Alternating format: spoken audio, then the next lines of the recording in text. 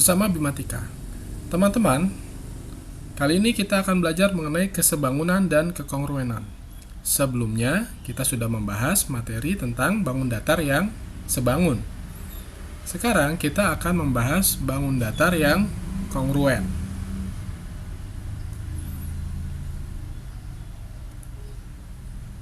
Apa artinya kongruen?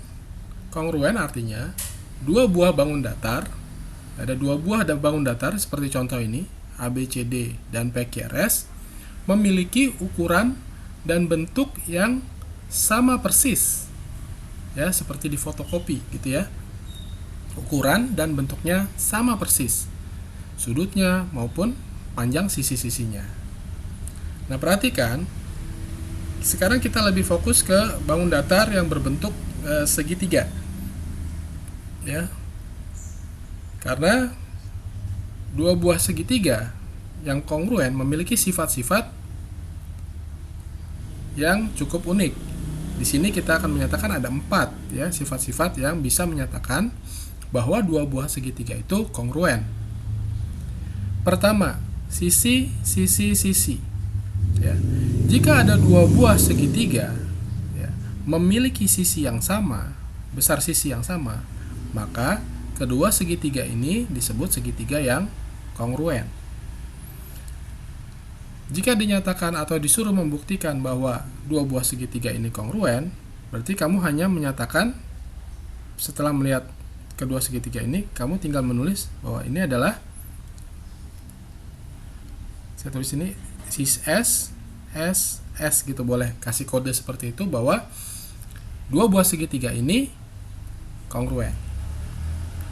Kemudian sifat yang kedua, sisi sudut sisi.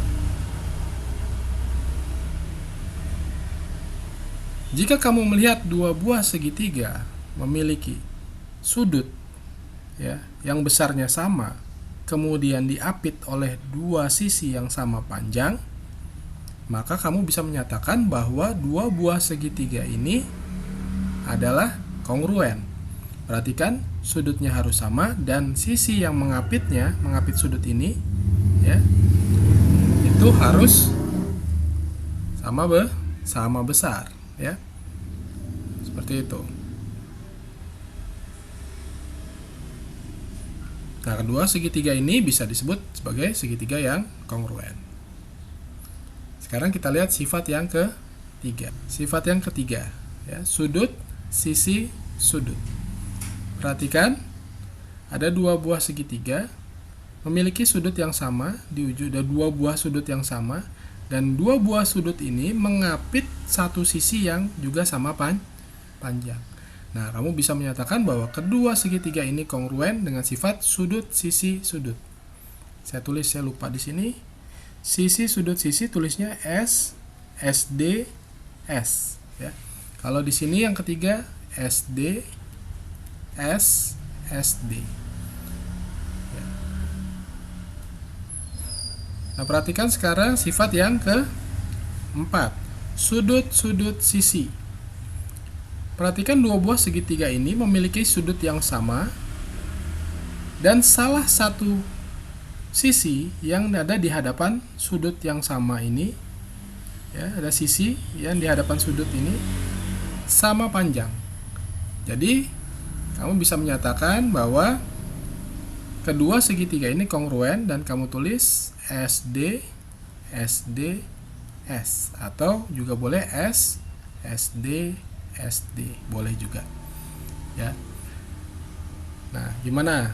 Sudah paham? Yuk kita kerjakan atau kita lihat dulu contoh soalnya. Contoh soal nomor 1. Buktikan bahwa bangun datar berikut kongruen. Perhatikan, segitiga ini ada sama sisinya ya. Kemudian ada sudut, terus ada sisi yang sama tapi tidak dinyatakan berapa besarnya, tapi sudah dinyatakan bahwa dua buah sisi ini sama ya. Bagaimana kesimpulannya? Betul ya, bahwa bangun datar ini kongruen, yaitu kesimpulannya adalah sisi-sisinya sama ya. Sisi ya. Mudah ya. Ya, coba kita lanjutkan ke soal yang nomor 2. Buktikan bahwa bangun datar berikut kongruen ya. Lihat ada sudut ya. Di sudut yang ini yang tandanya cuma satu garis ini ada 4 cm ya. Nah, di sini sudut ini juga sama dengan sudut yang ini ya, R dengan L sama. Di hadapan R juga 4 cm. Di hadapan L juga 4 cm. Kemudian sudut H itu sama dengan sudut P ya, sudut H sudut P. Sudut P ya dekat dengan atau memiliki kaki 4 cm, sudut H juga memiliki kaki sudut 4 cm. Oh, ini ternyata juga kongruen ya. Kongruen. Jadi kita sebutnya apa nih? Sudut sisi. Ya, agak susah sedikit ya. Nah, sekarang nomor 3. Apakah bangun datar berikut kongruen? Ya, apakah bangun datar berikut kongruen? Perhatikan, hanya dicantumkan sudut-sudutnya saja ya. Tapi kita tidak bisa melihat nih sisinya sama besar atau tidak.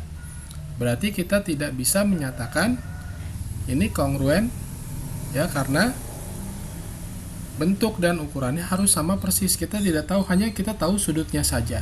Kalau hanya tahu sudutnya saja, tidak bisa dibilang kongruen ya. Jadi tidak bisa dibilang kongruen, tidak kongruen. Tapi kalau dibilang sebangun, ya betul. Ya, dua segitiga ini bisa dinyatakan sebangun dengan hanya melihat sudutnya saja. Ya, begitu saja dulu teman-teman ya. Jadi yang harus kamu ingat adalah dalam kesebangunan kongruenan ada perbedaan ya.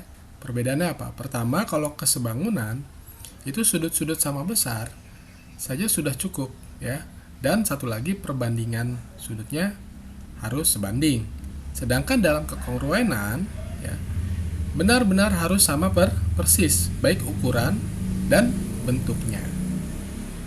Silakan dilihat lagi video ini berulang-ulang agar kamu lebih mudah dalam memahaminya. Dan kalau ada pertanyaan, silakan ditujukan kepada Bima.